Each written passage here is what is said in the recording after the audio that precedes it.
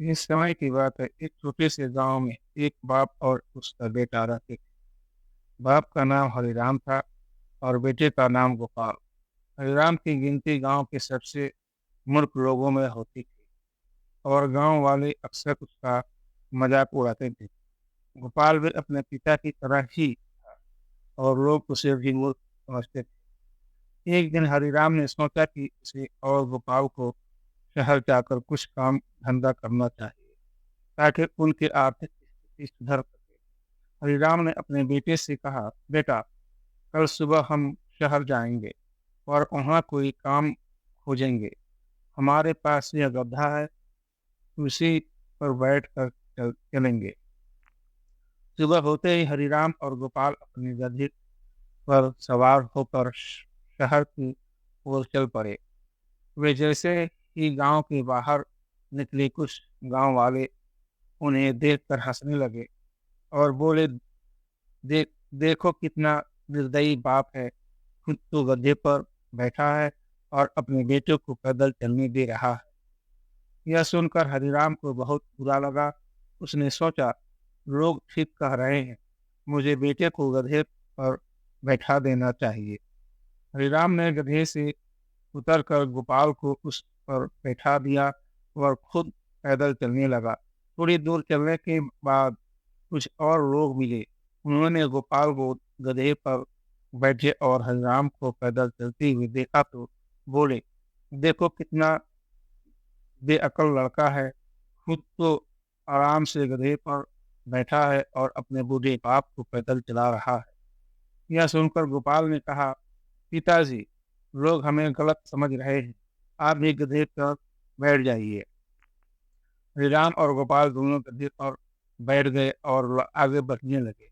कुछ ही दूर पर वे एक और गांव में पहुंचे, जहाँ के लोग उन्हें देखकर हंसने लगे।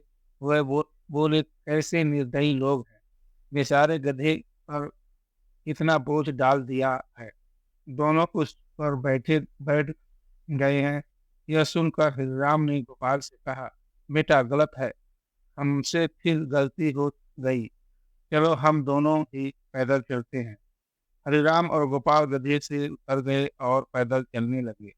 इस बार वे सोच रहे थे कि शायद लोग अब उन्हें ताने नहीं देंगे, लेकिन कुछ ही दूर चलने पर कुछ और लोग मिले। उन्होंने हंसते हंसते कहा, ऐसे मूर्ख लोग हैं, उनके पास गधा है और फिर भी पैदल चल रहे हैं। हरिराम और गोपाल ने महसूस किया कि वे चाहे जो भी करें, लोग हमेशा कुछ न कुछ कहेंगे। दोनों बहुत थक चुके थे और उन्होंने सोचा कि अब उन्हें बैठकर आराम करना चाहिए। वह एक पेड़ के नीचे बैठ गए और हरिराम ने कहा, बेटा, यह दुनिया कभी संतुष्ट नहीं हो सकती, लोग हमेशा कुछ न कुछ कहेंगे। हमें अपनी समझ और अपनी विवेक से ही काम करना चाहिए। गोपाल ने अपने पिता की बातों से सहमति जताई। थोड़ी देर आराम करने के बाद उन्होंने फिर से यात्रा शुरू की। इस बार हरिराम गद्दे पर बैठ गया और गोपाल पैदल चलने लगा।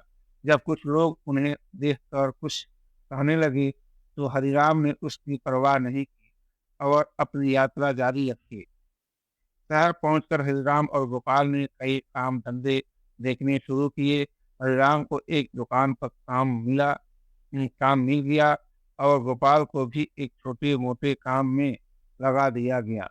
कुछ ही दिनों बाद उनकी आर्थिक स्थिति सुधरने लगी और वे गांव वाले के ताने की परवाह किए बिना अपने काम में लगे रहे।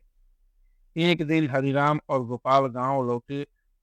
अब वे पहले से ज्यादा समझदार और आत्मविश्वासी हो चुके थे। गांव वाले अब भी उन्हें देखकर हंसते थे, लेकिन इस बार हरिराम और गोपाल को उनकी बातों का कोई असर नहीं हुआ। वे जानते थे कि अपनी समझ और अपने विवेक से ही उन्होंने अपनी स्थिति बदली है। इस तरह हरिराम और गोपाल ने यह सीख लिया कि दुनिया की परवाह किए बिना हमें अपने विवेक से ही काम करना चाहिए। उनकी कहा उनकी कहानी गांव के अन्य लोगों के लिए भी प्रेरणा बनी और लोग समझ गए कि दूसरे की बातों पर ध्यान देने के बजाय खुद की समझ पर विश्वास करना ज़्यादा महत्वपूर्ण है। समय बीतता गया और हरिराम और गोपाल की मेहनत रंग लाने लगी। उन्होंने अपनी मेहनत और समझदारी से अपने जीवन को सुधार लिया। गांव वाले भी अब उनकी तारीफ करने लगे और उनकी कहानी हर किसी के लिए एक प्रेरणा बन गई। इस प्रकार मूर्ख समझे जाने वाले हरिराम और गोपाल ने साबित कर दिया कि सच्चे समझदारी और मेहनत से किसी भी मुश्किल को पार किया जा सकता है। और सबसे महत्वपूर्ण बात उन्होंने यह सिखाया कि हमेशा हमें हमेशा अपनी विवेक और आत्मविश्वास पर भरोसा रखना चाहिए